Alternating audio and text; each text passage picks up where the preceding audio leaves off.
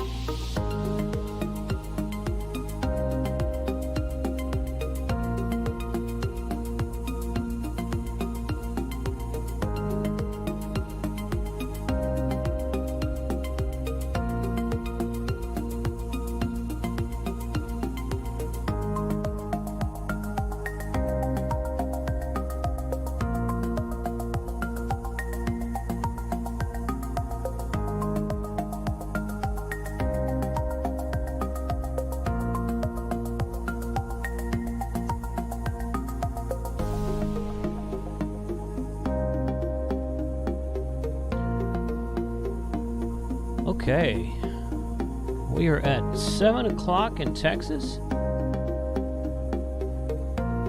lot of people coming in here. Thank you for joining us tonight. This is going to be a fun stream. I'm looking forward to this. Got a couple guys in here in the background that are chatting, and they're in the post-Hurricane Helene affected area. And they got some good stuff to tell us. Been chatting with them for about the last 10 minutes. So thank you for joining us once again. Special shout out to folks in green text in the chat. Lester, I saw you in there pretty early. Thanks for joining tonight. YouTube channel members, folks in green text in the chat. I didn't finish that thought. Don N5SKT, good evening. Jason, good evening. Philip W0RHP, good evening. K2AUB and NN7X, good evening. Saw Ham Radio Wilderness with Frank there. And saw Freddie Mac in there. Saw Bill in there. So thanks for joining tonight, guys. Going to be, like I said, going to be a fun stream in here tonight.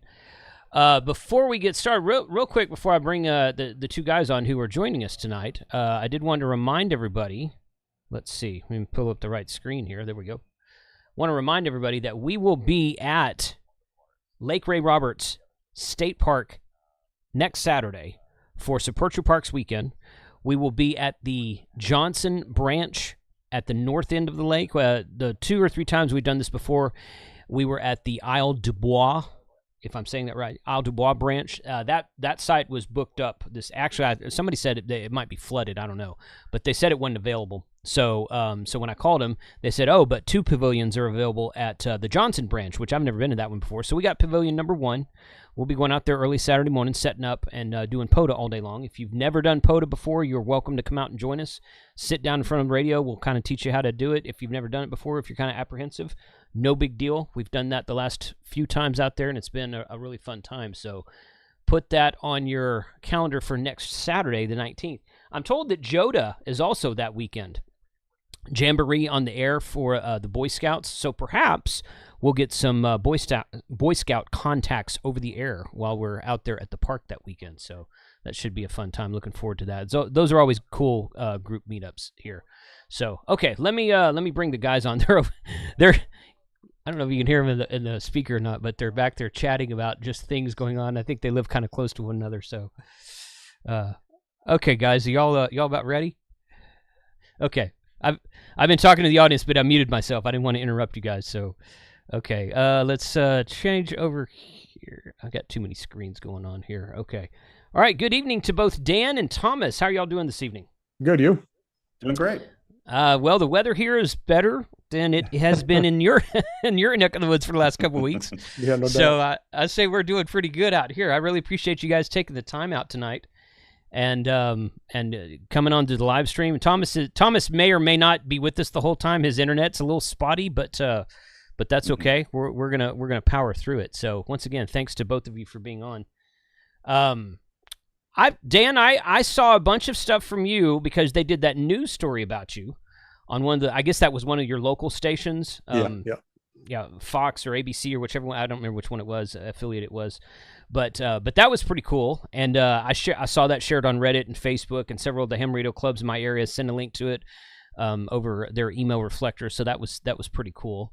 And then Thomas, like 3 or 4 days later, I saw that one about you where it said that that said he's an avid amateur radio operator, but you were out checking your house for damage, and then you got on the radio because you couldn't get the cell phone to work and that kind of thing. So lots of activity out there for amateur radio. In that, sadly, we don't want to see devastation like this, obviously, but it's good that you guys were ready to go at the time of need. So I'd like you to talk to us about just kind of what you saw when it first happened.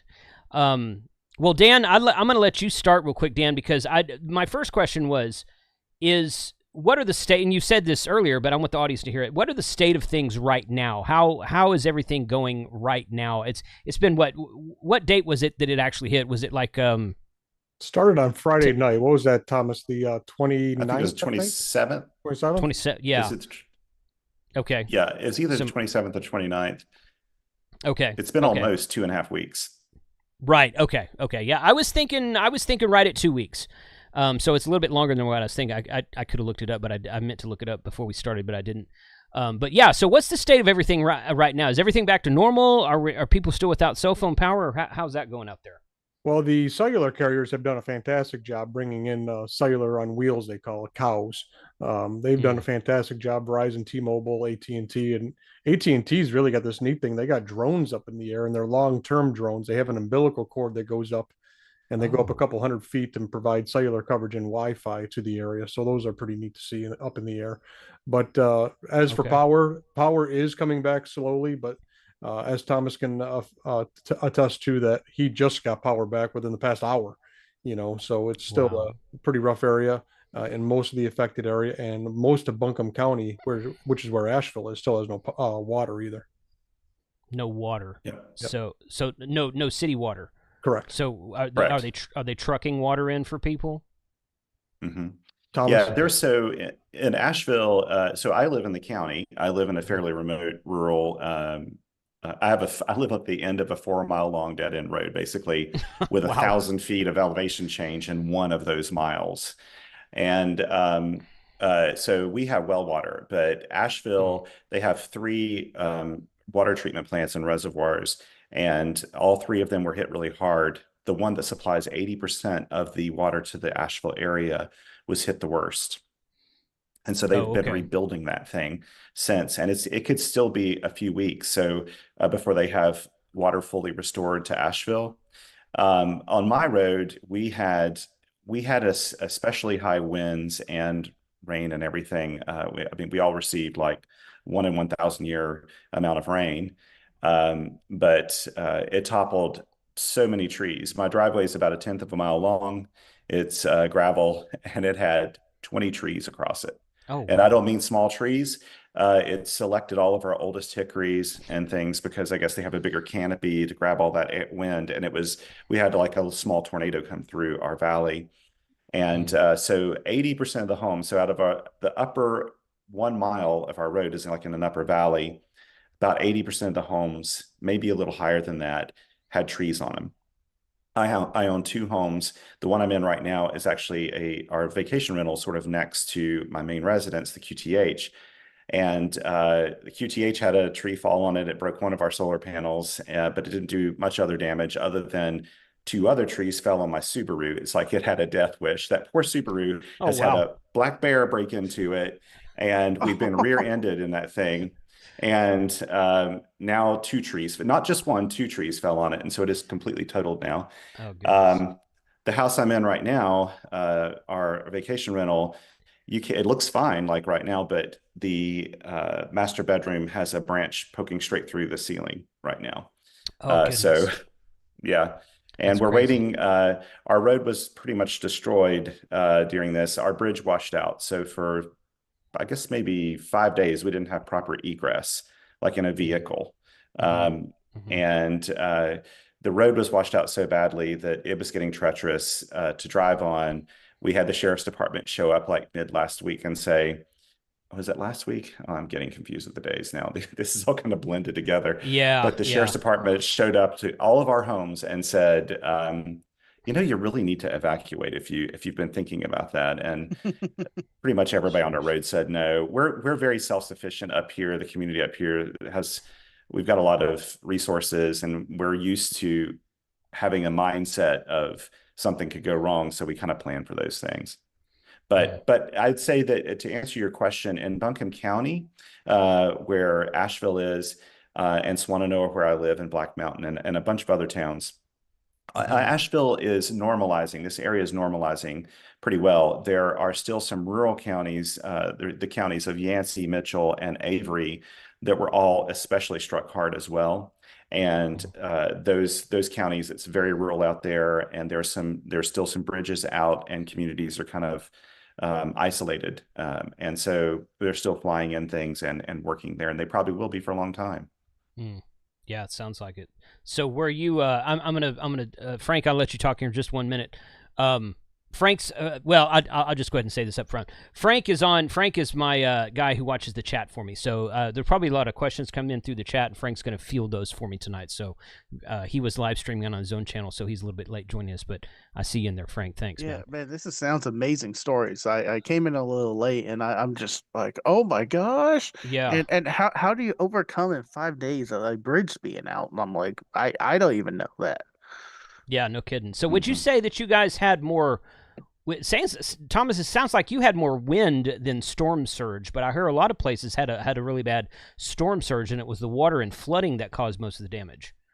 So we had we had a lot of flooding in Swannanoa. It was one of the harder hit areas in terms of floodwaters. The Swannanoa River, the reservoirs, the Bee Tree Creek, which is like a creek that we have to cross to get to civilization, sort of thing.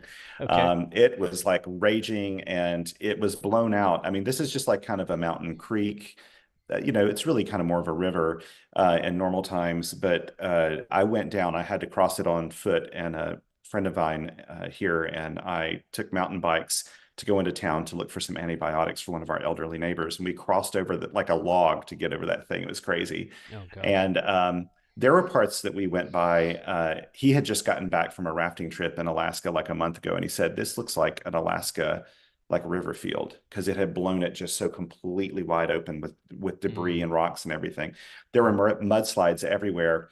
Where we were, we did have an extraordinary amount of rain and some seasonal springs. We have 2 seasonal springs on our property. Both of those were raging, like raging. You could hear them from a distance. And but we were fortunate that we had no mudslides or debris slides or anything like that here, but we did in the area, but it didn't affect our road or any of our neighbors or anything like that. Okay. It was scary, actually. I mean, I'll say, when we were dealing with it, it was between the highest winds hit between about 7 and 9 a.m. that Friday morning. And it was terrifying, because you were hearing just trees snap and fall. And if you're not used to hearing that sound, it's pretty darn terrifying. Oh, that's gotta be scary. Yeah, for sure. Goodness. Okay. Now, Dan, you were not in an affected area. You just helped out with net control, or am I wrong about that? No, you're pretty much correct. We had a lot of rain here and light winds, nothing compared to the other areas. Okay. So talk about how, I mean, because the story that's been shared around a lot is that and the call sign slips my mind now, but it's that Mount Mitchell repeater on 145.190. Yep. That was so right. Yeah, that's it. And that obviously that was not an affected area. Because it's on like 6,600 feet on top of a mountain. Mount Mitchell is 6,600 feet up, is what I read. Yep. So that repeater probably has a pretty good footprint. Did it cover the entire area, North Carolina and Eastern Tennessee? Or okay. Oh yeah, that it was in the affected area. That's Yancey County, and it was hit very hard. But that's a prime site, and they have backup generators up there, diesel generators. So that's how that ran. And is still running. I'm not sure if they have power back now or not. So it ran for almost 2.5 weeks on backup power. Oh yeah. Wow. Well, one of the stories I found on Reddit was that some guy was posted in there talking about how they'd been without cell phones for like 3 or 4 days, and then the first comment on that post was from a guy who claimed to be a telco guy, and he explained that most cell towers had like some sort of diesel generator or battery backup system with maybe different sized fuel tanks for the diesel, and he said realistically you can expect about 3 hours out of a backup generator, not more than that. And most people were like, well, I thought it was like 3 days, and he's like, no, it's like 3 hours. I'm like, oh my goodness. That was my experience. Really? That was my experience. Yeah, the morning of, we lost, I'm a Verizon customer because really they're the only carrier that we can hit from our house, and that's using a cell phone booster. We are out pretty far, but that tower went down probably around, I mean, it was like maybe 7 o'clock in the morning or something, because it lost power, I'm sure, way before that.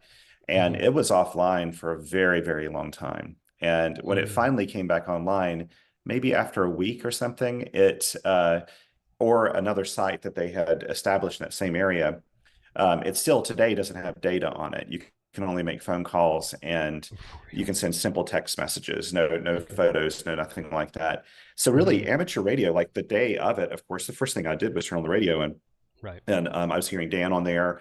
Things were coordinated. People were talking. It just like went straight into MCOM mode very soon after the storm had passed. And it was literally in our neighborhood. It was literally the only way people could communicate with the outside world. So that very first day that I went down the road to check on some neighbors and then to go into town to see if I could find some antibiotics for this elderly neighbor of ours, on bike, because we couldn't get our vehicles across the road, of course, or across the bridge. I took a notepad and I took messages from everybody, and I did check-ins and sent messages to people, letting people know that they were okay, because there was no way people couldn't get there on via car. You couldn't get into Asheville easily because all the major interstates had issues. Interstate 40, which kind of goes straight through Asheville, Swannanoa, Black Mountain, that area. They had a mudslide on the escarpment, the Blue Ridge Escarpment, which goes down into the foothills, and going into Tennessee through the gorge, that area was hit really, really hard. And there's a huge chunk of that road missing now. It's going to take them for a long time to fix. So it was even hard to get here. And so there's no other way that people could pass messages. Amateur radio really was like the thing that you could do to communicate. And it was like I was telling some friends, it was kind of like having a superpower that you could communicate, Yeah. I go hunting with a group of guys, 4 other guys. We go deer hunting together every November, December, and they like to make fun of me because of all my ham radio nerdness, and that's okay. But yeah, one of them said to me one time, he goes, "Yeah, but we're going to be coming to your house if there's ever like an apocalypse or anything." I'm like, "Okay, that's cool." Well, we just had it. So. Yeah, exactly. I was like, "Yeah, I think that's on the East Coast right now." I was like, "Wow, yeah, so good." Bring your food and guns and ammo. That's yeah. We'll have a party. Something real fast I wanted to point it out with you're talking about the cell sites themselves. If they're also in a remote location and being at high winds and everything, some of those remote locations have I just lost the word. Different antennas that they link up on to other cell sites, and if those get askew just a bit, then they're going to lose connection. So it doesn't matter if that cell tower has power or not. They're not talking to the other big thing that was the issue here was the fiber. All these cell phone towers are connected with fiber. And every night I would start reading the press releases from every county in the affected area to people on the repeater, so people could listen to what their county was specifically saying, because they had no communication to look at that themselves. But a lot of these places were saying, if you see fiber in the road, don't run it over, don't cut it, don't move it, leave it, because we're not going to be able to get the cell phone towers back online if y'all cut this. Well, that's a great point. Microwave, absolutely. Don points out microwave, and I had a feeling it's microwave, and I stopped that because I was hesitating. Yeah, but microwave dishes, microwave links between the cell sites. Yeah. Yes. Yeah, and also I can tell you the reason why it took them so long to reestablish a lot of those sites too is as a guy who spent a week with a chainsaw in his hand, like just on our road up here, like we got together as a neighborhood, like everybody that lives up here where I do, we all have like 2 or 3 chainsaws. So we all got together and we blew through all this stuff in about probably 3 or 4 days. I thought it would take way over a week. But we all helped each other out, helped each other clear our driveways and everything. Well, you think about like a lot of the cell phone sites, they may have a 2-mile road to get up to them, and that road's been washed away. There's like multiple trees down on it. Even with big crews, it still takes time to get up there and then fix things. So that's where you realize, mobile phone service, I think even in my head, even knowing about Katrina and knowing about some of these other big natural disasters, I think in my head, I kind of thought that cell phones would be a little more robust than they were, but they're really not. They can get them back up fairly quickly, but that very early part of the disaster, that's the kind of the crucial time that you need that stuff for people to make those calls, It's funny. I've been seeing a lot of these companies that sell these POC radios. Oh boy, they're all of a sudden advertising like crazy. Yeah. These things aren't working either. Don't fall for it, you know? If it requires a cellular backbone, it's not going to work. I don't care what you want to call it. It requires a cellular backbone, it's not going to work. I was, that reminded me something, Thomas, when you said that. Well, I've always said that, if you're going to build a prepper kit or a go bag or a bug out bag, I think your smartphone is probably like and extra batteries or chargers is probably like the first thing you put in it.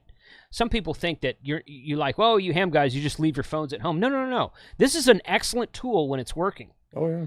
But what people also don't realize, and I've said on many videos before, is that when something like this happens, even if the cell sites were not affected that badly, everyone picking up their phone and calling a number at the same time, the network's not built for that. It's not built to have it to be overly saturated like that, because everyone in the area and outside of the area with loved ones in the area is going to pick up their phones and all make calls at the same time. And then you get, how many times you get drop calls just driving down the road on a normal day? So it's kind of one of those things. You might get through, it might work, I don't know, but yeah, we were in the Texas Snowmageddon up here about 3.5 years ago now, and it got down into the teens and single digits in some parts of Texas. And that's cold for us boys. We don't do single digits down here. But where I was at the time, Verizon worked and AT&T did not. I had a Verizon tablet and my main smartphone's on AT&T. Come to find out later, AT&T had actually turned off their consumer side of their network so that they could give access to the data network to first responders. And I'm like, hey, that's great, but that doesn't help me. What if I break down somewhere? I didn't have a problem, but I was just kind of another example of what can happen. Even if the network is up, they might turn it off and give it to first responders, because these people are, the first responders, we need to support these people. Obviously, it's probably all hands on deck. They're out there helping people as fast as they can. So they need our support as well. But, sometimes it's just out of our control. Even if the network is technically up, it still may not work. Yep. So, and cool. That's been very active here. The uplifts that I see almost daily on the FirstNet app on my phone they're up all the time. So they are pulling that network to first responders versus the regular consumer. That makes sense. Yeah, if you have FirstNet, then yeah, I should try to get FirstNet one of these days, but I don't have it. But you got to be a first responder and emergency service in some way. It's a very restricted. Yeah. I've never really tried to do it. I might have a way in on that, but I probably don't. I probably don't really. Probably shouldn't talk about that here. Well, no, it's like a legal way. I have a commission with the state of Texas, so if you probably don't know what that is, but I kind of have a door in that way, but a legal door in that way, but I've never really tried it. But all right, so Dan, you were on when I did my video, I heard, and I think I saw him in the chat earlier. Is it NG4D or? Yep, that's my buddy Don. Yep. Okay, Don. So the first time I brought up Broadcastify, he was talking, and it was very informal. He was taking traffic for one person asking for a wellness check, saying, "I know we're not doing this right now, but can I give you this information?" And then it was he was doing an excellent job of passing traffic back and forth. But what was your first experience when you finally? Because people, when I put up that video and shared the link to your story, people were like, oh yeah, Dan's been on there 24/7 for like the last week and a half. I'm sure they were exaggerating, but you know, you were quite active on there. So how did you get started in that? Where did that go? How did that end up for you? I woke up Saturday morning because the storm hit Friday into Saturday, and I just got up Saturday and turned the radio on, and I really didn't hear anything. So I just put my call out and said, "Does anybody need anything?" And immediately I had a backlash of people coming at me. Hey, I'm alive. And to me, I'm 120 miles away from Asheville. Maybe, you know, we go there regularly. It's not that far. How is it that much different there than it is here? You know, that's what I was saying in my head. What do you mean you're alive? It wasn't that bad, but I mean, it turns out it was. And we just started taking people saying, "Hey, can you call my loved one? Here's their phone number. Just let them know we're alive." And myself and Don and another gentleman by the name of Jim from one of the local clubs here, we just started taking these phone numbers and making phone calls. I was doing the radio, they were listening, and they were jotting them down as fast as I was. And we were texting and making phone calls. And that first day, Saturday, I would bet we probably made a couple hundred phone calls and text messages that day between the three of us. And then Sunday came and we went over to the EOC, the local areas here in Iredell County, North Carolina, invited us over there. We got there early, set up some antennas, set up a radio, and worked out of there. It worked well. But we found out that it kind of worked better because we had all our equipment professionally done in our own shacks. You know, we work hard at getting our shacks together. So we started Monday again, right back from the shack. And I was on there, Thomas, what would you say, 10, 11 days, I think I did straight, 12 hours a day. Wow. Yes. Don was on there. He helped. Jim, like I said, Jimmy, we call him. One or two others that were helping. You know, every now and then I'd have to step away to get something to eat or use the restroom. Hey, Don, can you step in for a few minutes? Or, you know, as this progressed, I kept getting more and more phone calls from officials and people from the state and that type of stuff. So I had to step away a lot. So, you know, people stepped in for me to take that. What were people generally asking? Was it just the hey, call this number and let my loved ones know I'm okay? Was that the general or the most common thing that you were asked? So it kind of went in phases. So Saturday, the first phase was, I'm alive. Can you call my loved one? Can you text my loved one? And that's what we did. And Sunday was a drastic change. And I'll explain that. Sunday, we had people that wanted us, hey, I haven't heard from Uncle Jim. Can you go check this residence? And we had multiple people in the affected area that went and did that, and Thomas being one of them, along with others. Another gentleman by the call N4EDX. I mean, he was a superstar. He still is. He's still out there every day. And a couple others that were just traveling from location to go check on these people. There was an incident that happened on Sunday that I did not feel good about. And it took about 48 hours, 55 hours for me to find out that somebody that was going to check on somebody in a mountain, actually Thomas's neighborhood, that I found out that girl was still alive. We sent a girl up to a house. A ham gave that girl a radio and said, when you get to the top of the mountain and check on this lady, call us and let us know he's okay and let us know that you're okay. Well, I don't know who that poor girl was, but I never heard from her. And I went to bed that night thinking about her, and the next day thinking about her. My God, did I just send this girl up to her death type of thing? Oh gosh, that's got to be. Well, I can tell you I found out like 3 days later, 2.5 days later, she was fine, and you know the guy was okay. The house was not in very good shape, but you know, at least she was alive, and it was just a relief, you know, from me. So from that point forward, starting Monday morning, I made the executive decision, and I know I upset people, but I'll stand by that decision. I wasn't going to send people into the affected areas to go do welfare checks. If you wanted to take a welfare check, I will take your information. We were working with the Iredell County EOC. We were sending them emails with the name and address. We passed it on to the state. The state took it from there. That alleviated us from liability of sending people into the affected area. As I said, I took heat from that, from a couple people, but I truly believe it was the best decision. Now I can't stop what somebody hears on the radio and is going to go do by themselves. but it wasn't me physically saying, "Hey, can you go check on this person?" I after that incident with that poor female, I just said, "I don't think this is a great idea." Well, I can tell you that the female, we know her really well, and she's a neighbor. And she's, I think those first few nights, probably when you were worried about her, she was at our house eating dinner every night. Let me know now.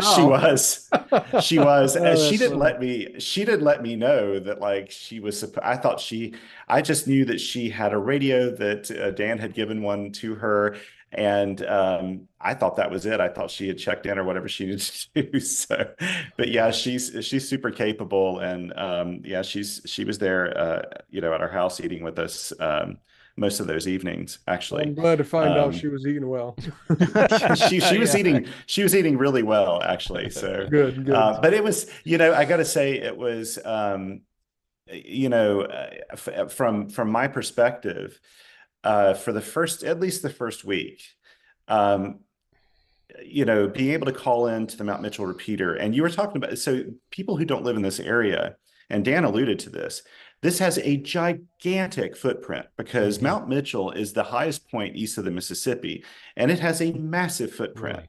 Yeah. And I think it was like really just amazing that Dan could be as far away as he was in Iredell County, which was not affected much by the storm, so that he was in a great position. And in fact, in the Statesville area and the Hickory area and a lot of those areas further east away from the storm, that's where everything was staged for a lot of the recovery efforts into the area, because coming up here was not a good idea. And so also, with the welfare checks, I completely get it. I feel like if, I was in the neighborhood, of this area, I was already here to begin with. I knew what the road conditions were, but a lot of people and I'm Dan, N4EDX, same thing. But like, there are a lot of people that, if they were just getting in their car and going down one of the roads like Highway 9 into, the Lake Lure area, things like that. Those were treacherous roads. And I mean, like our road was treacherous and Sounds scary. like Yeah, literally both sides of the road washed off with like a 50-foot drop off on one side and no guardrail, and power lines all over the place, and debris that you had to go over with, like, I've got a 1997 Dodge Ram 2500 diesel, and it can pretty much handle anything. But I kept thinking, why do I have to have such a heavy vehicle?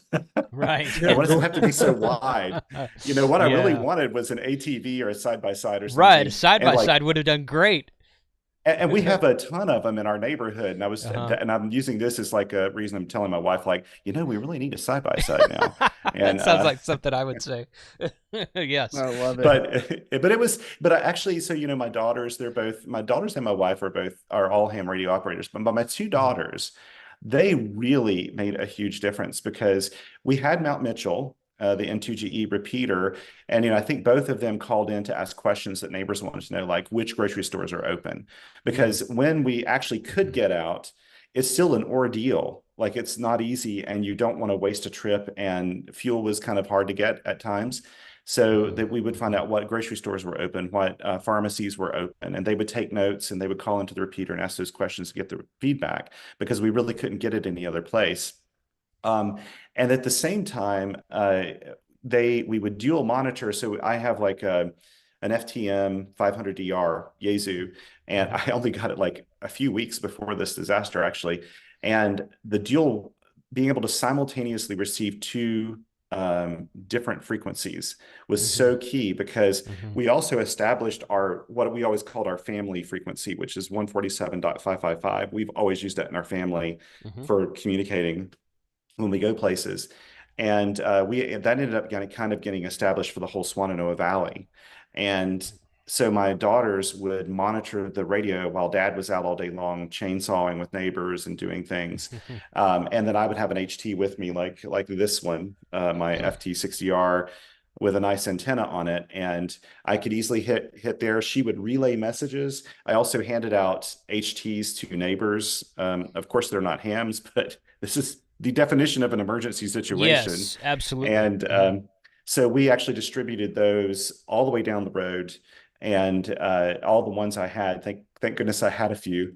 And so we actually had on the 8th, so like 8 in the morning, 8 in the evening, we'd all get together and have like a little Simplex net real quick. But my daughters would monitor that during the day and relay messages, and they'd also listen for things for me on the repeater. So they were really instrumental, actually, and it gave them a chance to actually, you know, have a meaningful impact in the community. And our whole community, I'm sure we're going to get at least a couple of hams out of this. Oh, yeah. From some community members. So I got my wife into amateur radio, I don't know, maybe 10 years ago. Not maybe like 8 or 9 years ago. Oh, no, actually, no, it was 10 years ago. She renewed last year, so she's just had it for 10 years. And she got her general 3 or 4 years ago. So she's done POTA with me a couple times. But I told her she should get it, and she's like, well, I'll go get it since you want me to, but I don't really see the point. So, I don't know, a few months, maybe 3 or 4 months after she got it, at the time, we live in a town called Grapevine. It's right next to DFW Airport, right smack dab in the middle of Dallas and Fort Worth. At the time, I was working in just north of Dallas, and she was working in downtown Fort Worth. So we're complete opposite directions from one another. Well, one weekend, this really bad ice storm runs through Texas. We don't get cold and snow much, but we get ice pretty much every year. So this bad ice storm, it's a Friday. And this bad ice storm starts rolling in about, I don't know, noon or so that day. Well, my office shuts down. They're like, everybody go home. Her office shuts down. Everybody go home. I've got a 20-minute drive home. She had about a 30-minute drive home. It took us both over 2.5 hours to get home because of all the traffic, slow going, road closures, etc. And the whole time, we're talking to each other, along with several other people from our ham radio club. We're talking to each other on the repeater. And we're just like, oh, I'm here. It's going 5 miles an hour. I'm down here. Okay, yeah, everything's fine. Road closed. This road's closed, etc. It's, you know, just sharing general information. No accidents, no emergencies, nothing like that. Just information sharing while you're driving. So 2.5 hours later, we get home, and I beat her home by like maybe 10 minutes. And she comes in. I asked her how everything was. She goes, and she looked at me. She's like, I understand the usefulness of that now. And I'm like, yeah, exactly. Because it's not just, I mean, she could have picked up the phone and called me. We had cell service during that point in time.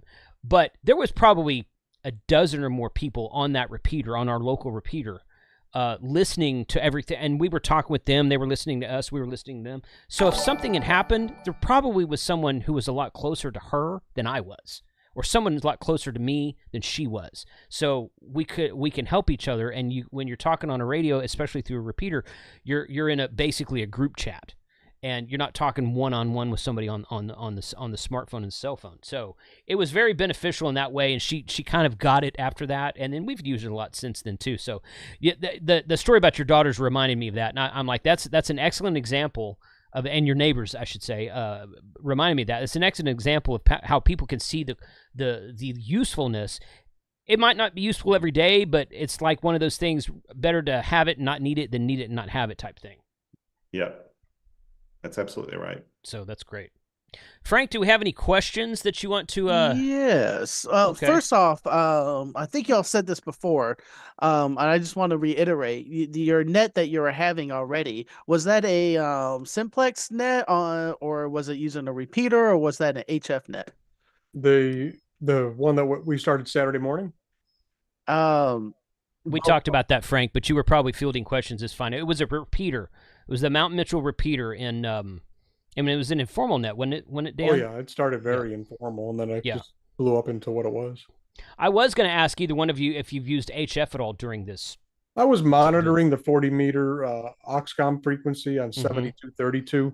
Mm-hmm. They were looking for people to give reports from the affected area, which I kind of thought was a little on the funny side. You know, we just had a hurricane. I'm not sure how many people's wires survived, you know, thousands of trees falling down, you know. So. Right. True. Okay. Yeah, all of my antennas went down, and they were all wire antennas.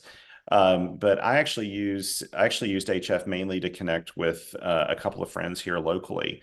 Mm-hmm. And the funny part was, you know, we had 2 days of kind of super cloudy weather, but not too rainy, not too wet after the major, I mean, like, because we got just an insane amount of rain in that storm. But I went out and like in 3 minutes put up an antenna because I do a lot of POTA and SOTA. Oh yeah. And so like it's just like second nature. Putting up another antenna is just like okay, done.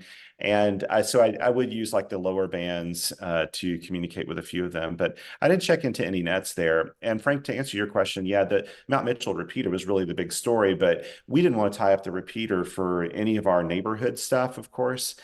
So that's when we established simplex frequencies. And it's still very active today, actually. All throughout the valley, you can hear people on that frequency. That's awesome, man. I like hearing that. That kind of tails into a question I see here. Hold on, Frank. I gotta piggyback on that.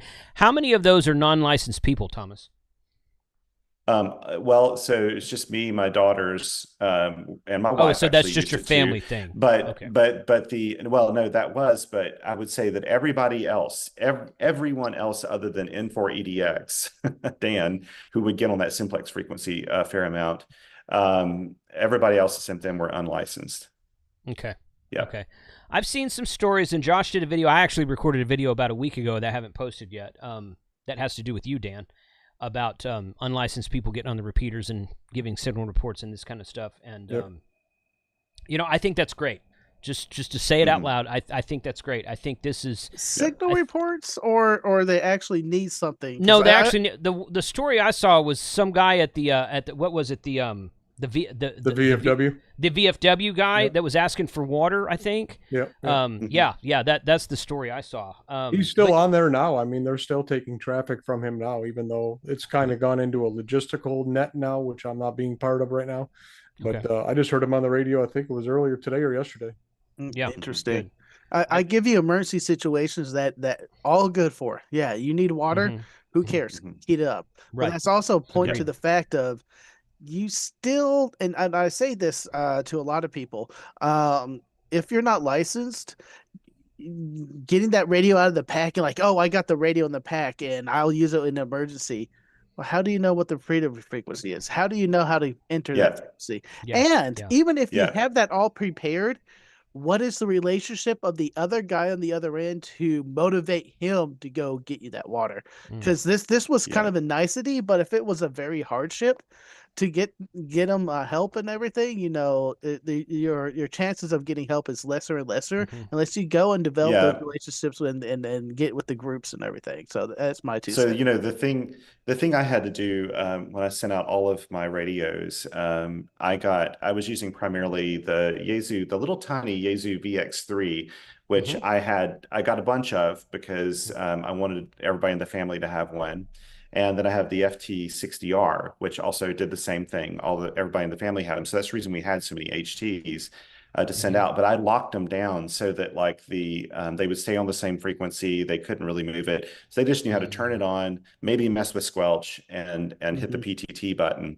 But otherwise, you think about it, if you're not an amateur radio operator and you've got you don't have a channelized radio like an FRS or something like that, if you knock it off frequency, it could be a really big deal. It's a big deal to ham radio operators. If we get, like an HT, we don't use it very often. We're like, oh my gosh, how do I put the tone back in or the offset or whatever, Yes. So if you're not used to any of that stuff, that's kind of crazy. But yeah, we had a meeting in our community. We've been having these community meetings too in person, where we make sure everybody's doing okay. We're making sure we're exchanging supplies, water, and all those things if we need to. And it came up yesterday because things are starting to normalize here a little bit in a weird normal, but we're getting used to it. And now we just got power back, which is good. But we actually decided that we're going to do a more permanent solution for our little valley here, because there are so many instances, that we live at about 3,300 feet above sea level, so like 1,000 meters above sea level, and then at the bottom of the valley, it's about 2,200 feet above sea level, and when it snows or something, we often want to know, has anybody gone down yet? And so we're going to have we're going to do either GMRS or something, possibly even apply for a commercial license or something, so that all the homes down there, anybody who wants to have a radio can have it and operate it legally, and we'll have a more robust net in place when that happens. I'm glad you... Go ahead, please finish. That was pretty much it. So that's one of the things I'm exploring right now. I think that's excellent. I think this is an excellent learning opportunity for people for us to be welcoming and inviting, and be like, yeah, this is the usefulness of amateur radio. I mean, and not be like, oh, get off the air, you don't have a license. I mean, and yes, everybody knows that in an emergency, they're everything, and that's one of the questions on the technician test. In an emergency, all forms of communication are illegal. Yep. True, but people kind of fudge on that a little bit in both directions. Some people are like, we had a guy try to check into a net one time out here. This was several years ago, and it was like during a tornado watch, and he didn't have a call sign, and he's like, well, I thought it was an emergency. And the guy's like, well, unless a tornado's in your backyard, your cell phone's working, and it's not really an emergency as the FCC defines it. Now, you can agree with that definition or not. Okay, I get it. It is right. It's supposed to be if this is your only form of communication, that would define as emergency. Correct. And that was the only form of communication in this situation we're talking about tonight for many people. So go for it. Yeah. Frank, I think you want to ask about that GMRS thing that John said, so go ahead. Well, there was a number of people that asked about GMRS and how a GMRS was utilized. Was there a GMRS repeater, or did y'all incorporate GMRS in some form or fashion? There were a couple of GMRS repeaters, in the affected area, but they all went offline due to no power. Ah, okay. And then there were multiple people that gave their GMRS call on the Mount Mitchell repeaters, so we knew who they were. Okay. But, they weren't licensed. Okay. And was that just the location and, not saying bad foresight, but they probably didn't have enough time and money to get that GMRS repeater up on the same level as far as battery or generators, right? Yeah, I mean, where the Mount Mitchell repeater is, that's a pretty, how do I want to say this? Secure site, I guess. There's a lot of state stuff, federal stuff. Yeah. He's lucky he had the contacts to get that repeater where it is today. That's beautiful. Yeah. Beautiful. Yeah, and I'm telling you I could tell you that Mount Mitchell repeater saw the highest winds that were recorded in North Carolina. It was off the chart. I can't remember if it was like 160 or 180 miles per hour, and insane amounts of water that they received up on Mount Mitchell. They always get the extremes up there anyway, it being the highest prominence, but it's amazing how well it just continued. It worked flawlessly and still is working flawlessly as a repeater. That's awesome. That's awesome to hear. It has 5 state coverage, and it's 5 watts out at the antenna. That's it. It's 5 watts? 5 watts. Oh my gosh. No way. I didn't realize that. Of course, 6600. Yes, I said in my video, I was like, I need to petition the state of Texas to install a mountain range right through Dallas-Fort Worth so that we can have a 6600 foot repeater also. But they don't want to do that for some reason. I don't know. But the closest you got is Cedar Hill, man. I know it. Yeah, and the bank building down in Dallas. Right. Yeah, that one actually works quite well. But yeah, wow, 5 watts. I did not realize that. Wow, that's crazy. Amazing. Out of all this, did y'all end up use Winlink? Winlink. I saw a lot of questions tonight talking about Winlink. How was Winlink used, or was it used? So once we started taking information of name and addresses, I would use just regular Gmail and send it to our EOC here locally in Iredell County. What the EOC was using, where there was other amateur radio operators, were they sending that to the state on WinLink? I'm not sure. I'm sure Jimmy's probably texting me now saying, yes, Dan, we did, or no, we didn't. But I'm not going to go look at my phone right now. That's all right. Okay. Cool. Yeah, I saw a bunch of WinLink questions in there as well. That would have been very useful if you were to go into the affected area that was power down, cell site down, and set up a portable station. I can see the usefulness of that. But, like Dan... Go ahead. Oh, well, I was going to say, I did hear on, the repeater, and I'm sure Dan did, of course, too, that there would be people who would give out their WinLink address and that were sending some things via WinLink. But I do think in these situations, it is that immediacy of like hearing one repeater that's being broadcast to a bunch of people all at once, that works out so very well. I think WinLink probably works well for the person-to-person communications and having a backup way to send information in, because it's true that most people, like, there's nobody on my road right now other than us. We had satellite internet going into this, but other than the people who've recently gotten Starlinks or something, nobody could send emails unless they came to our house. Our house was like, I should say, our house, we had just in March installed a solar system with battery backup. And so we never actually experienced a full power outage at our house. We were able to, with managing some of the loads, we were able to keep the satellite internet running, our fridge and freezer running, lights running. I had to turn off the hot water heater, turn off the HVAC, which we didn't need anyway, and kill all those really big loads that could come on. Yeah. But we never had an issue. And so today, when the power was restored, we didn't even know it at the house because it was kind of seamless. That also meant that we opened up the house. We opened up the house to everybody that wanted to come up and use our place, and we had like a proper internet cafe happening at our house. We could like serve stuff and everything, serve meals, and we would have people come up and use our Wi-Fi until the wee hours of the night and the early mornings as well. So, did you say what internet connection do you have? Did I miss that? So I don't have so it's satellite, but it's not Starlink, and we probably would have gotten Starlink, but where we live in this kind of holler, or it's like almost like a cove sort of thing, we're surrounded by a ridge line that's maybe 200 feet higher than we are. And that is Pisgah National Forest. So I can actually walk to my POTA site, and I can walk to SOTA sites from my house and the Asheville watershed. And so I'm not saying it's an easy walk, it's a hike, but it's doable. And because of that, we don't have that northwest exposure that we need in our particular sector to get Starlink really well.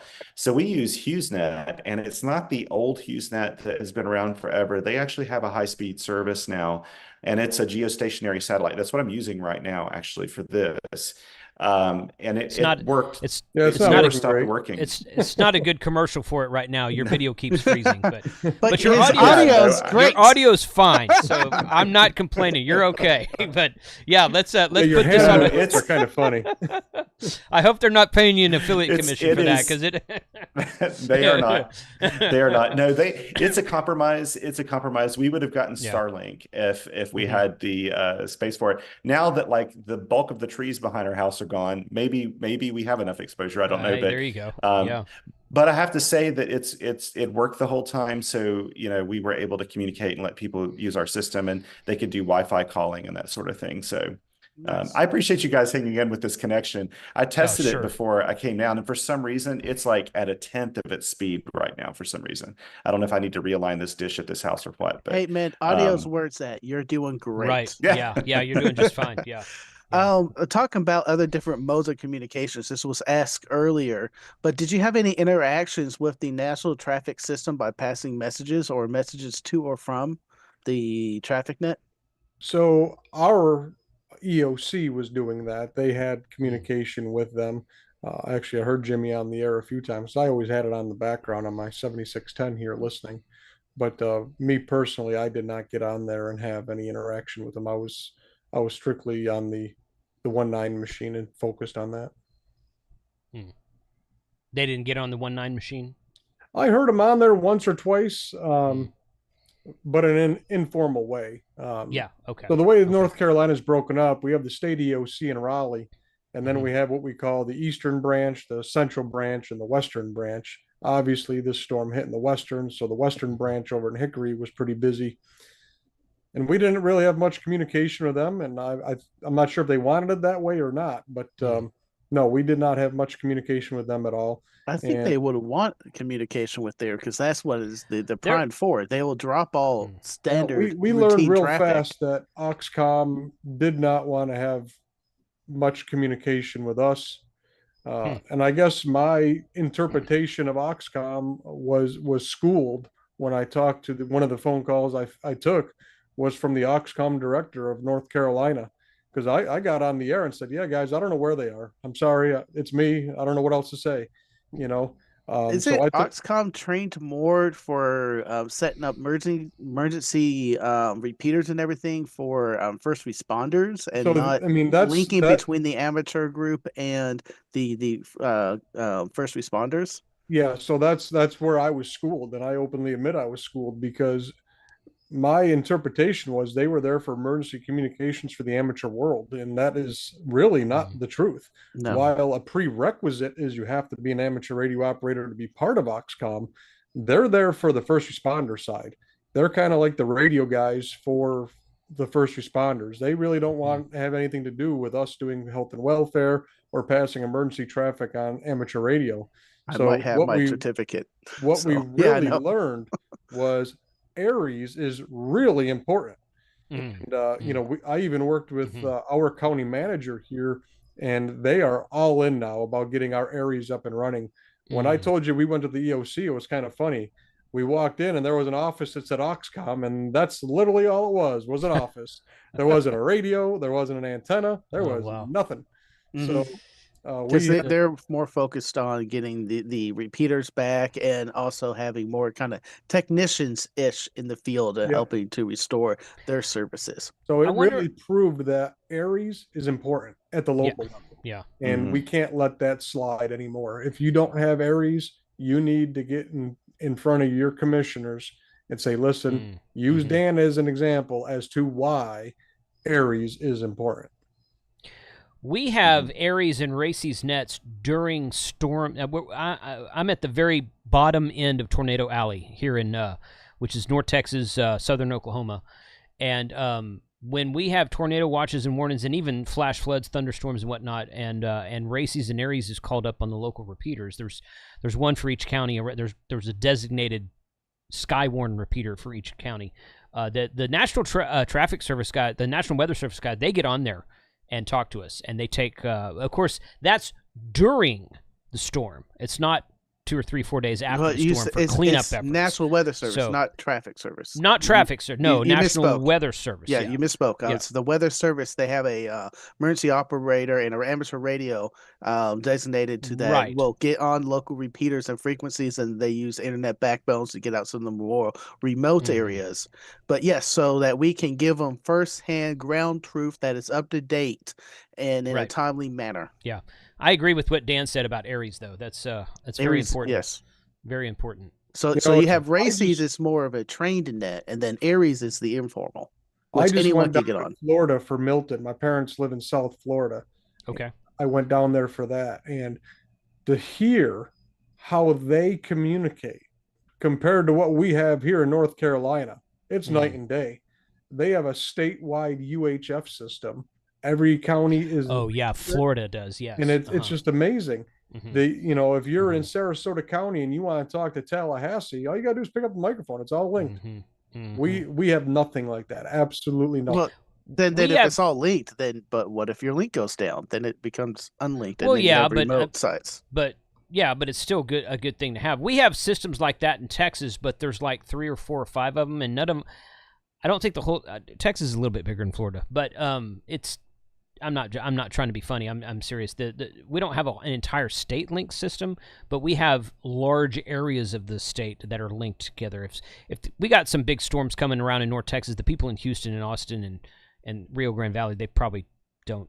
Yeah, we have some link systems. We have a couple here, but they're not widely used. And emergencies. That's good. Yeah, that Florida system, I've talked on it once, I think. But every time we go to Orlando, there's guys out there talking about it, and it's supposed to be a really, really solid system. I forget what it's called, but yeah, that's a cool thing to have. When I was driving down, I got on the first one, and I had it all the way 250 miles south to my parents' house. It was just really a neat system. Yeah. I got some more questions if you are ready for the next topic here. Go ahead, Frank. From Kenneth, I like this one. Was Mestastic used in any of these operations? Well, Thomas, why don't I let you take this one because you are all about this. Well, so that's a really good question. Not in our neighborhood, it wasn't. Where I live, I have no easy way to kind of ping any Mestastic services outside our valley. I have a hard time receiving local FM stations, even because of just the topography around me. But I have to say, we were recording a Ham Radio Workbench podcast episode a few days ago, and Mestastic came up, and it actually would not be a bad service for something like this, in a neighborhood or something, at least. And then if it linked out further, that'd be wonderful as well. But it just it wasn't adopted here. Radio was what we were using. That's a great question. I actually think it'd be a pretty good use for Mestastic. And it's also non-licensed. It's running on the Right. 900 Correct. megahertz band, and you Mhm. don't need a license. You just need a phone and pair it to, and boom, look, you have a new That's right. modem for your phone. That's Mhm. right. Correct. Yep. Um, I saw that question earlier. Thanks for asking that, yeah, Frank.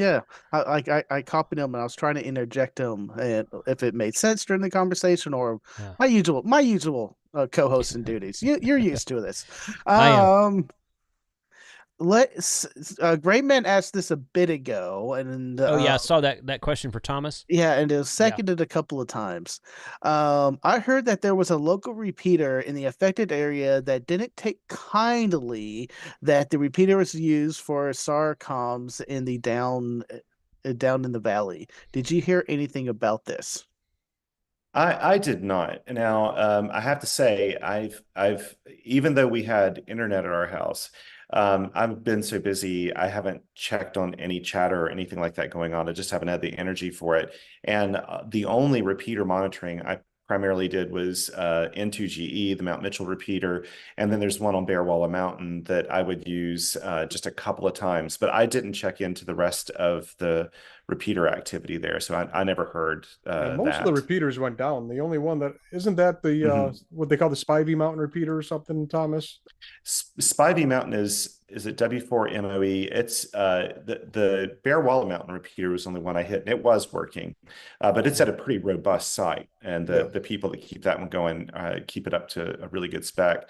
Spivey Mountain, I did, you know what? I hadn't heard Spivey Mountain much during that time, and I did beforehand, so I'll try to ping it tonight and see if it's up or not. I know it's up. They were using it in downtown for a Oh, were lot they? of Okay. local stuff in Asheville. Hmm. Yeah. Hmm. So Interesting.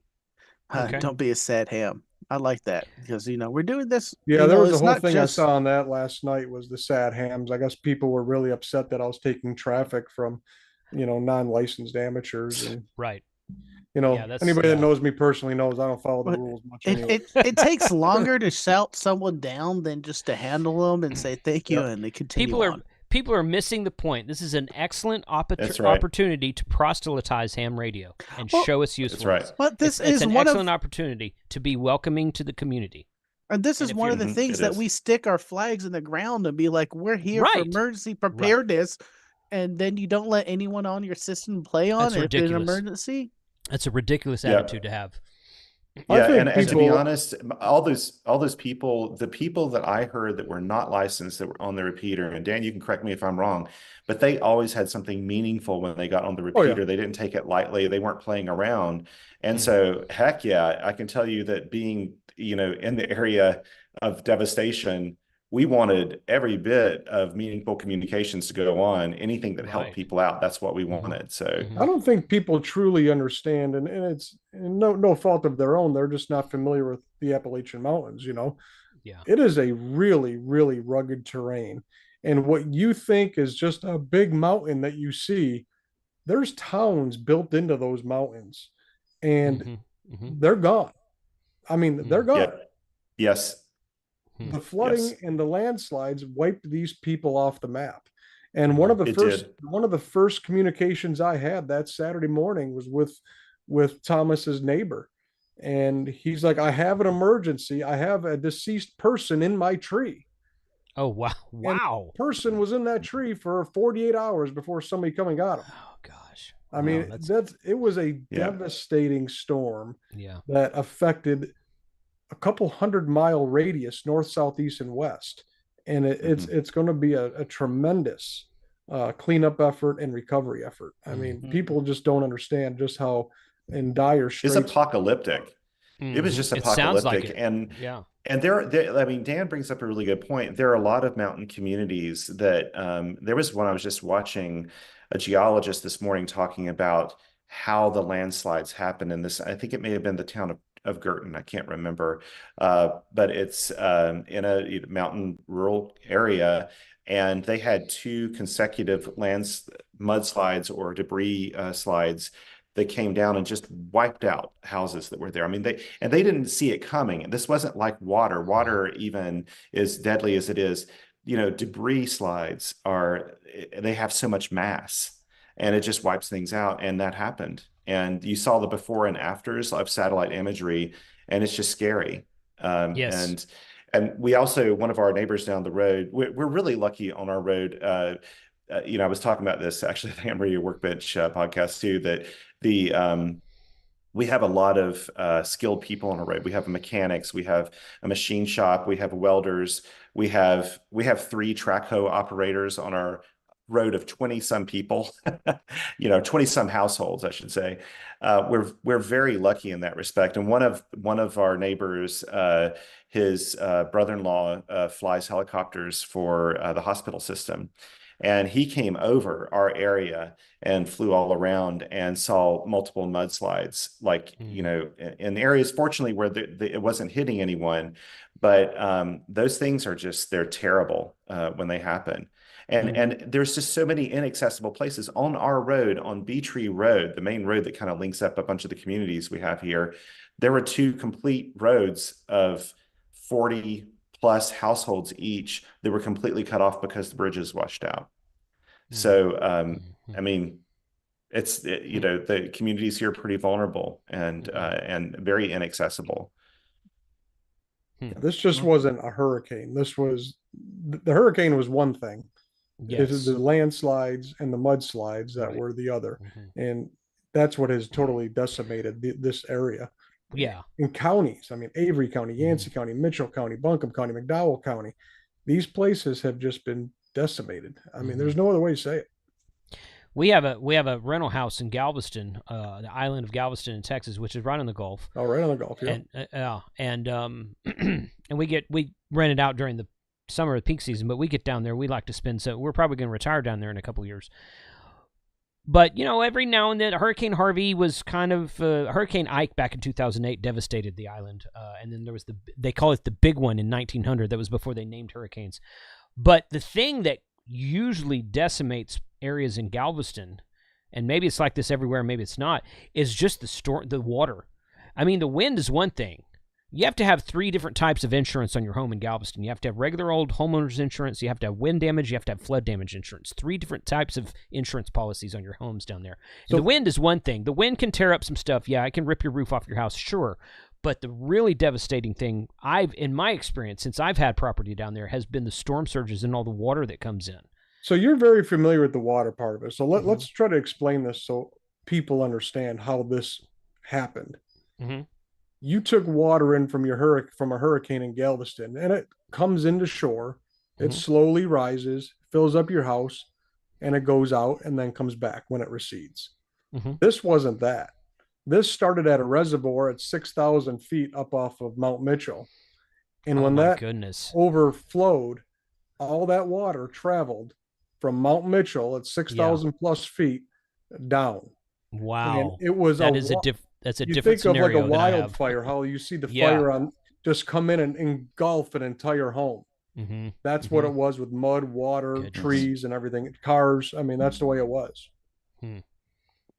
Yeah. That puts it in a little bit better. Obviously, I still can't picture the actual scene in my head because I wasn't there. But yeah, that puts it in a better perspective for sure. Yeah, that's crazy.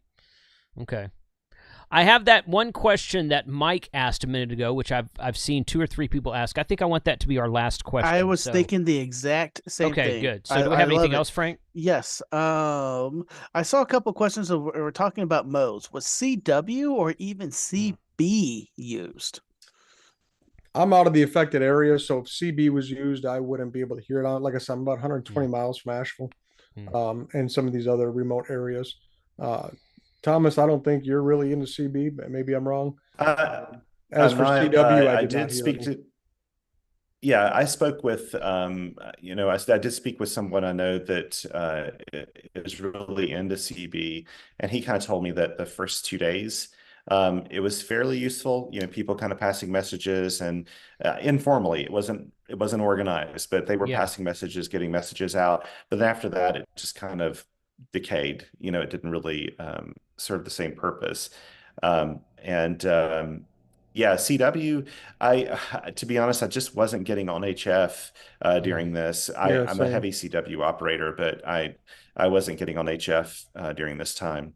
Frankly, one thing Hi, I've I'm Frank. discovered in the process is Ignore I him. Go found ahead. that Frank, so I discovered that really when when all this happens, like you spend all day long every day, really not knowing what's going to happen that day. And it still happens today.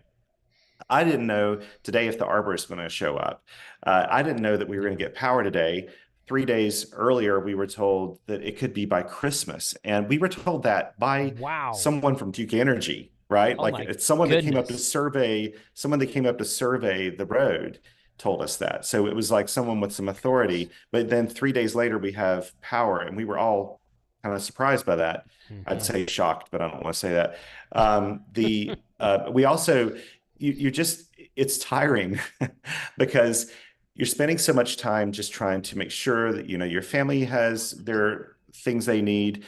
Like I said, most of us up here are pretty darn well prepared. We could have gone for 2 weeks with the food we had in our house. We just kind of prepare for these things because we know we could get cut off for something. But you're checking on your neighbors, you're trying to help them clear debris, you're doing all this stuff, and you're just exhausted at the end of the day. And so really, I found that especially because you could just carry this with you, and it was an effective way of communicating, I really just stuck with VHF. I have operated more VHF in the last 2.5 weeks than I have in my entire amateur radio career. I'm not a VHF guy. I'm HF all the way. Oh. Me neither. And I Yeah, tell you Thomas, what, I though, know you're after not, this, though. I'm going to get more involved with Aries and stuff after this. I'm gonna make an effort to do that because I felt like I had enough training to know how to go in and pass traffic and not take up time and make notes and do all those things. But I think I want to be more involved with building out infrastructure for these things. You said something interesting, and it speaks to me. I tout myself as a practical prepper. So I believe that everyone should have 2 weeks of water and food and some other amenities around that. And you hit that on the nose saying 2 weeks. Did you find that that was the enough food and water for you and your family, or did you need to extend that, or wish you extended that a bit? We found that it was fine. We ended up, since this has happened, we've been out to a grocery store twice, and we really haven't used hardly any of the food that was sent to us from FEMA, from all kinds of like government and private organizations and churches. We've had like that has been spectacular, being on the receiving end of all this stuff.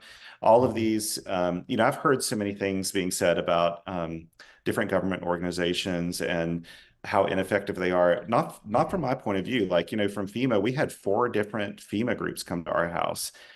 They asked what we wanted, and then they brought it, and it was strategic. They had it shipped here strategically. There were private organizations and churches that did the same thing. I needed a helo evacuation. We needed a helo evacuation of 2 people on the road, 2 elderly people, and that was easily organized. Just all these things, all these resources came to us. But I found that, from our house, we still have, it was kind of funny because we were talking about it later, that we actually ate fairly well during this whole thing. And we didn't really need to use anything from the food that was brought to us. And we'll end up in donating all that back out into the community. And how long did it take from the hurricane to hit for the first aid to be there from a I'll answer government that because it organization? upsets me still today. Yeah. Go ahead. So the first water truck to come into Asheville was over 48 hours. So the strategic water that Buncombe County had was in Swannanoa. They outsourced that to a company, and that company's water supply that they had in their reserves was washed away or cut off, whatever it was in the Swannanoa area. So distance, because I'm not familiar with those areas at all. Distance-wise, how far is that? 15 miles. Okay. So that's not terrible. Okay. So I'll be honest with you, it really did upset me because There was one road open into Asheville the entire time. The one that didn't close was 26, Highway 26. It comes from the south. So why did it take 48 hours? It came in Monday morning at 2:30 in the morning. That was the first water truck that supplied water to the city of Asheville in Buncombe County. I can tell you, I was just in Florida, and to see what Ron DeSantis did, love him or hate him, that man has got his stuff together when it comes to aid. I mean, it was unbelievable. Agreed. So Asheville is the largest metropolitan area in the western area of North Carolina. So you have people from all different demographics, people like Thomas, who is obviously prepared for this, but then you have a lot of people who aren't prepared, that live in an urban area that didn't have water for a couple days. Imagine not drinking a water for 48 hours. Come on, that's ridiculous.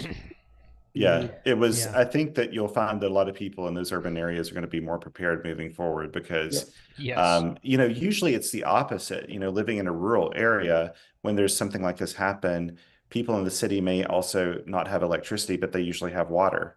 And because the city water supply keeps going, there's still pressure. And we are the ones that always have to think about, like, if the power goes out, how are we going to have water?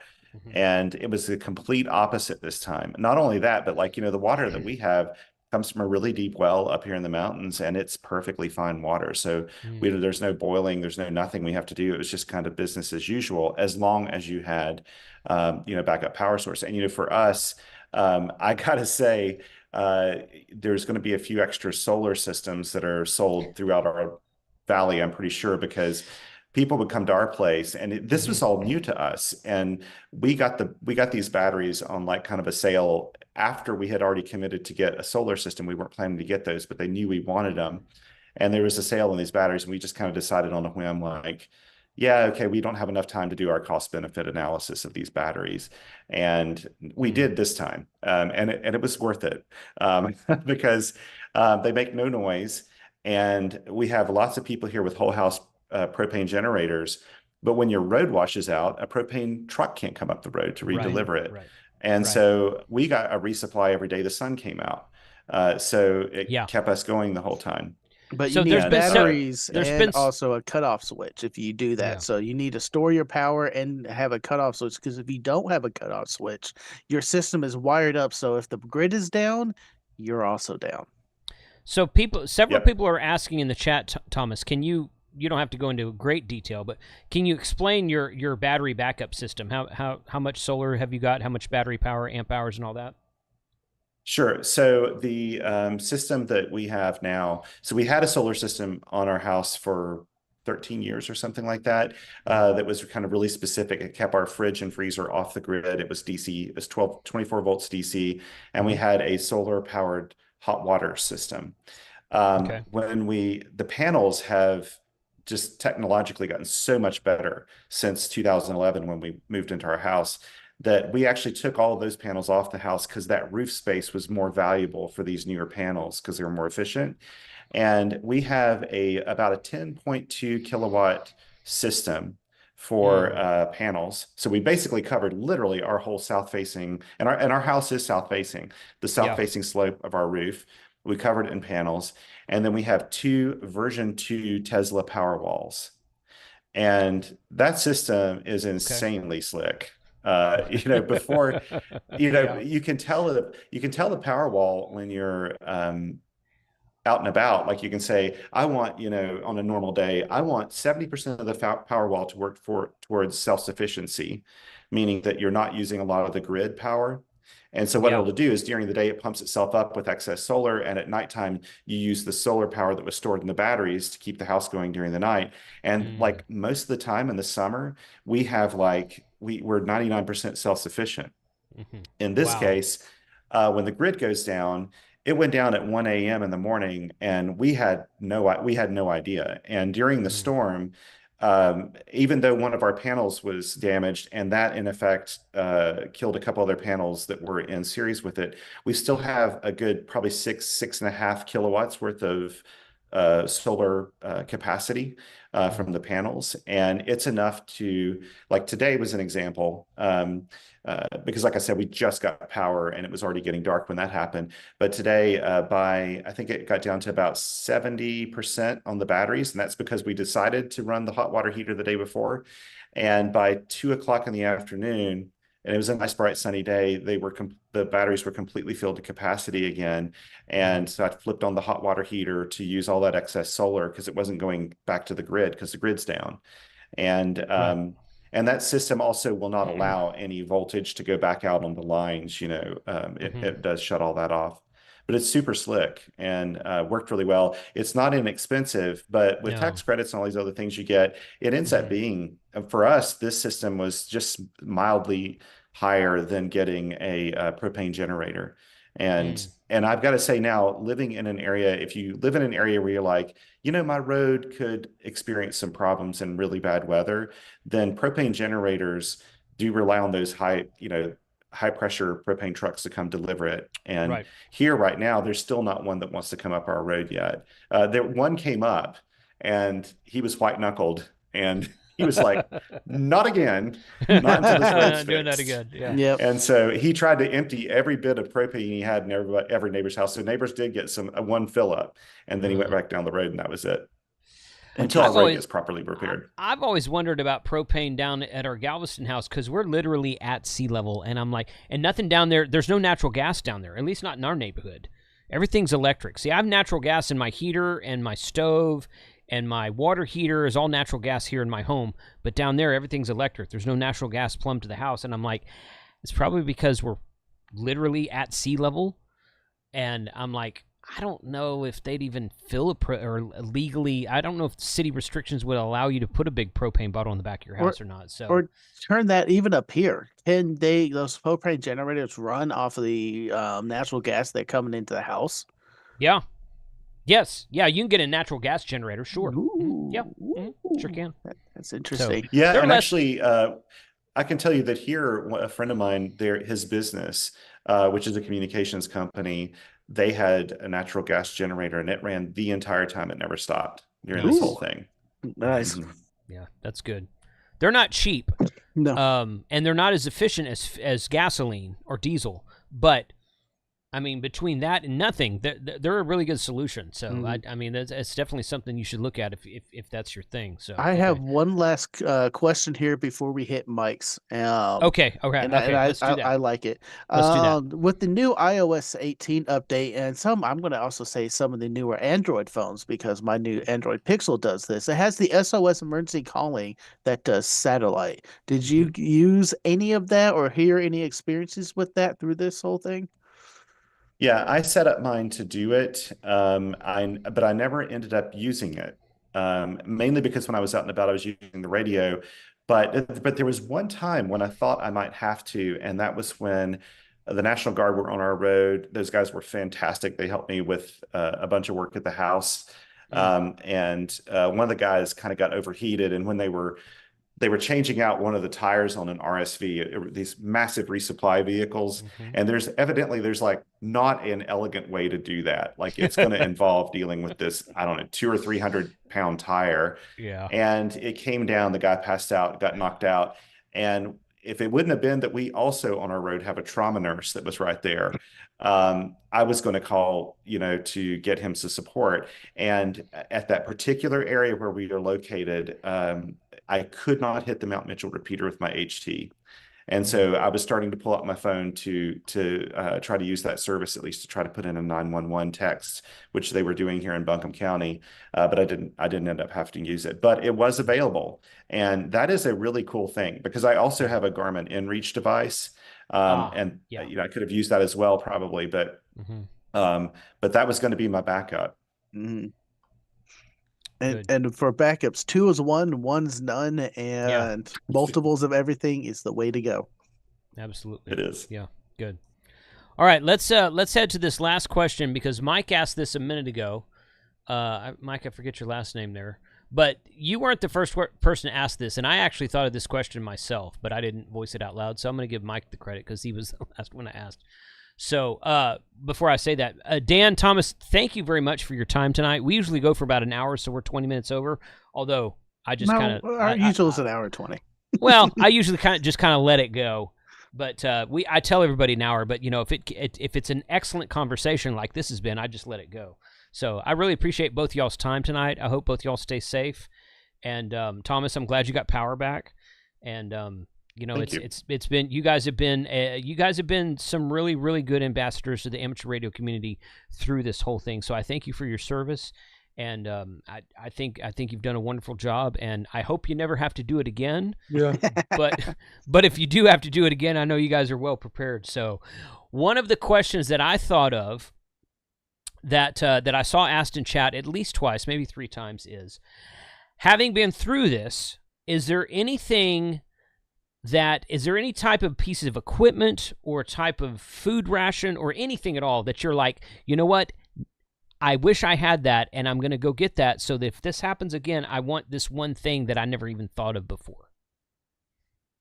Is there anything that would fit that bill? I was going to ask you to go first, Dan, so I can think about it. I tell you what, I'm really lucky. I'm blessed to have the equipment I have. I have an older radio that I used for this, an older 746, but the thing performed like a champ on 2 meters at 100 watts every day. 12 hours a day. I tell you, everything I have worked flawlessly, right there. And I'm proud to have what I have. I can tell you, there was a lot of radios out there that you could tell were of the very cheap kind. Don't need to say any specific names, but while they're great little radios to throw in your truck or as a backup type thing, they got poor audio.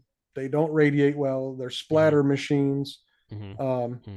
If you want to have true emergency backup communication, invest $100-$200 into a radio that we know is proven.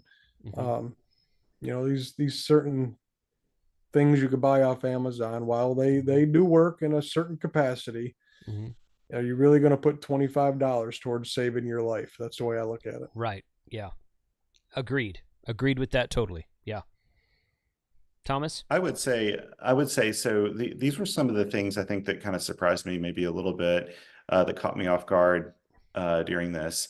And by the way, Dan, I completely agree with you. And in fact, I would say the thing I've done in my family is I adopt a radio, and I get the same one for everybody in the family, so we have multiple copies of it. And then when we program it, we can program them the same, so anybody can pick up any HT and they know how it works. I love that. Yeah, it's a great idea. Yeah, great idea. Yeah, I actually got RT system software, so I could kind of like bam, bam, bam, bam, bam, just like do all the HTs all at once. And that worked out really well. So on the radio side of things, I've got to say, it was just luck, really. I only recently got, a mobile radio that could do dual receive. And that was so incredibly important. And I've got to say that I really like the FTM 500DR because it's simple enough to operate that I could show my daughters really quickly. Like, they're smart kids and they would figure out whatever, but I could just show them in like 5 minutes before I ran out the door. Like, here's how you switch between these 2 bands. That's the one you're transmitting on, and then you could flip it and switch to the other one. But you could hear both and change the volume and squelch on both because you had to monitor the repeater and also simplex frequency. So that was one of the big things. I'll never be without a dual watch, simultaneous receive radio. Another thing that I didn't do that I wish I would have in advance was turn on Wi-Fi calling on my phone. Now, this sounds crazy, but you would be shocked how many systems I could not get into, even though I had an internet connection. I couldn't get into it because of 2-factor authentication that's text message to me, and I couldn't receive a text message. And so, like, there were so many services I couldn't get into. And to enable Wi-Fi calling, because you've got your EID and everything on your phone, you have to be on a cell phone tower that it can read your EID. So you can't just do it off of the internet. Right. So I would say always go ahead and enable Wi-Fi calling. You can turn it back off, but once you enable it and they've got your EIN or whatever, and they've got your address for E911, then you can probably turn it off and then just engage it when you need it then. But I didn't do that in advance. Another thing, think about that. I usually keep mine on, actually. Yeah. Because I just keep mine on usually. But, My house cell phone connection is pretty bad. I'm living in a valley, but that's just on by default. But I didn't know you have to be on a cell tower to enable it the first time. Yes, you do. Yeah, you And got to record I your. found that out the hard way. You got to record your E911 address. That's why it's got to register it with the local Right. 911 center. But it actually has to pull that info from your phone as well at the same time, which is the reason they need it to be hooked up to the tower. And the other thing is, if my wife's listening, which she's not, I wish I would have had a side by side. Yes. Yes. I really do. Absolutely. I've already been shopping like for used ones because, up here, those were just so nimble and so easy. You could go through pastures with them and stuff I would tear up a pasture with my truck. Right. They're very lightweight and maneuverable. Yeah, absolutely. Yep. And they were the name of the game getting around here. And I saw them all over Swannanoa. On the highways, everywhere you would see those things. And I was like, that's something I wish I would have had. Yeah. I don't blame you. After the Texas Snowmageddon 3 years ago, we were without power for about 3.5 days. It came on for 3 hours in the middle of that. It was like a day and a half, then it came back on. I was like, oh, it's back on. It ran for 3 hours and went back off again for another day and a half. One thing that, and this is something I would have never thought about. I would have never thought about this, but candles, and there goes my camera. Candles. Just regular old everyday candles to light up a room so that you don't have to have batteries or propane or anything like this. Just a candle to set on the kitchen counter or in the bedroom on your nightstand or whatever. And now I've got a bunch of candles around the house. I've got emergency candles. That's stuff we take for granted today. I mean, we all grew up. Our parents had candles everywhere. Right. Yes, exactly. It's not like that anymore. Yeah. No, it's not. Now we have LED candles because apparently we can't have regular. Well, and I got a bunch of those too, but I'm just regular old. A candle will burn. You can get 24-hour candles that you just light it with a flame, and it will literally burn for 24 hours. You're not going to usually burn a pocket-sized flashlight for 24 hours. The battery's going to die. No. And you can easily recharge it with a power bank and whatnot. But yeah, just that was one thing that I really thought, you know what, I'm going to stock up on candles, and I put a bunch in my shelf in my home and my Galveston house and my Go Pack and everything like that. I didn't think about candles, but I think, it's like, oh, I got flashlights, I got this, I got that, I got that. But when you're down and there's it's like constant light. Yeah.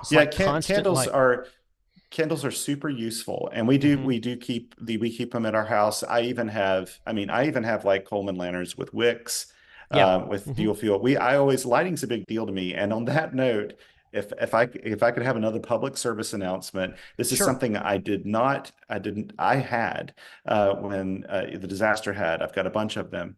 I'm a massive believer in rechargeable LED headlamps. And I don't mean like the cheap ones on Amazon. I mean the good ones, like Nightcore. One of those companies. Get a really high quality one, and I carry one in every single one of my packs. My EDC pack, my soda pack, my POTA pack, anything I have, I've got them in my cars. I just invest in them because a headlamp frees up your hands.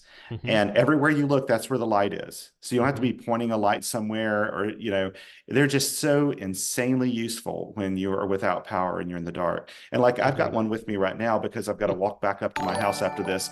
And the headlamp will at least allow me to see the bear's eyes as it's looking at me as I'm on the way walking back. Because literally on the way down, I was walking one way and a black bear was walking the other way. So he could be waiting for me because he's hungry. If so, it was good knowing you guys. Well, stay safe out there. Yeah, no, I totally agree with the headlamps. I keep one in my truck. I keep one in my Go backpack, and I've got 2 or 3 others in different kits around. I probably need to pick up a few more, but yes, those are incredibly useful, especially if you're boondocking or camping off grid somewhere. And like my hunting lease, there's no power or anything out there except what we bring with us. They're very, very useful for that. I will admit, I was for the longest time. You'll never catch me dead with those nerdy headlamps. I used one before, and I'm like, I have them in my backpack. I have them in my Go kit. I have them in my car, my car equipment bag. I have them everywhere. Yeah. And I buy them. I love them. Absolutely. And I think that's an excellent thing to have. I guess I still think of that whole nerdy thing, and It I'll is. just keep It my is. flashlight. Yeah, having your hands free with a light from where you're looking, like Thomas said. Yeah, that's try it. Mhm. Try it and see, and then you'll be like, oh, I get it now. Yes. So that's how I would Exactly. do it. Okay. Yeah. Yeah. So I want to interject. I don't want to abuse this right now. I want to respect your time here, but Yeah. I will add one more thing that I think is so important, and it's not radio related. That's fine.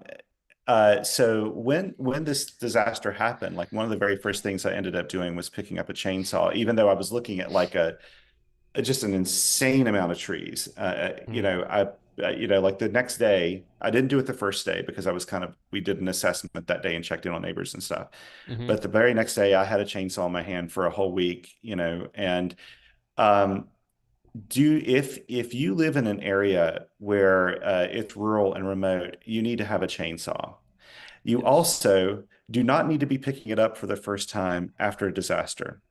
Because I thought the very first time I went out, and my buddy Rod, actually, VA3ON, he had kind of sent me a message, and he said, make sure you're taking care of yourself when you're doing it. Be thoughtful when you're using your chainsaw because, and I was, because the very first time I put it on, I put on my Kevlar pants, I put on all of the PPE, I did everything proper with that chainsaw because if something happened to me, a helo evacuation was my only choice right then and there. There was no other way I would get into town. And so I had to be careful with that. So if you live in an area, you have a chainsaw, learn how to use it and learn how to field strip the thing and keep the chains sharpened and tightened. Make sure you got your bar oil there and you've got all those things because a chainsaw was probably the most useful tool that we had post Helene to kind of restore everything.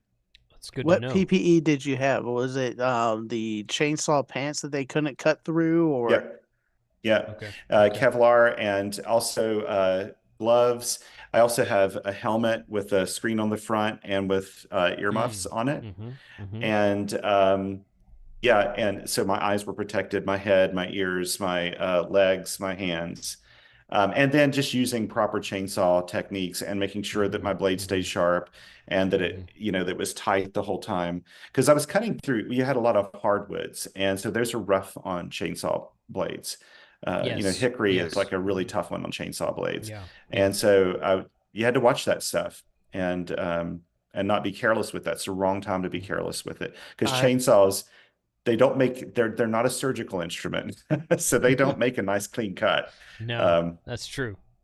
I'm glad you said all that because in my search and rescue group, there was a whole special training you had to do for chainsaws, and it included having the pants on, having the the goggles, at least goggles. The ears were secondary, but they were highly encouraged. And the hard hat was a necessity, and just chainsaw safety. And it's like people like, oh, I can pick one up. But if you start seeing the horrified accidents that come out of that, you can lose a leg in an instant. And and there's a whole other thing too, is with downed trees, they have a lot of embedded energy. And so when you go into a downed tree, you have to like check the branches. And if you can move the branch and it feels like it's kind of free and nothing pressing against it, then that's probably a fairly safe one to chop off. If you can't move it and it's being used as a support, you just don't know what's going to happen. It's hard to look at a tree and decide what's going to happen. There's a lot of energy in there and it can just kill you. Like it can just snap and kill you. So be careful with chainsaws. They're really good tools, but know how to use it. I'm glad that you were going through the training. Everybody should go through chainsaw training if they're going to use one. That was part of the group. I did not take the training, so I didn't pick up a chainsaw. I sat in the our headquarters or where we had our home base set up, and I ran the radios. Go figs, right? I've been using chainsaws since I was old enough to carry one, but I think I would like to take that training. I think it would be beneficial. That sounds like a good idea. So the only thing I have left is a bunch of members and channel members and super chats, and I don't know how you want to handle that. Yeah, I did see a bunch of super chats come in, so thank you guys for that. I appreciate y'all being here tonight. The last ones I saw were from Jason Lockwood, Dave KB5UTY, which if you'd gone to Belton, you would have met Dave, Frank, and Ralph in there. Thank you for the super chats, guys. Appreciate y'all being here tonight. Had a really good crew in the chat tonight. A lot of really good questions, a lot of good discussion going on there. So we really appreciate that too. Good interaction there. But Dan and Thomas, thank you once again. This has been some excellent information. It's something to consider. I hope people take it to heart and say, I've learned something from this, from other people being in the situation that I haven't been in yet, but I want to take this to heart and make some plans and preparations for stuff that in case it ever happens to me. That's kind of what we're all about here. So preparing for that. Sometimes people think the word prepper is like the doomsday guys who are watching for zombies, but if you remember correctly, the Boy Scouts motto is always be prepared. And they were saying that decades before doomsday preppers were ever out. So being prepared is a very good thing in a sensible manner. So I'm glad both of you guys fared well through this and were able to help your neighbors and your community. And it was an honor to have both of you on the channel tonight. So thank you very much once again. Thanks, Jason. Thank you. Yeah. So, okay, Frank, is that all? That is it, all I had, and y'all kind of reinforced the practical prepper in me.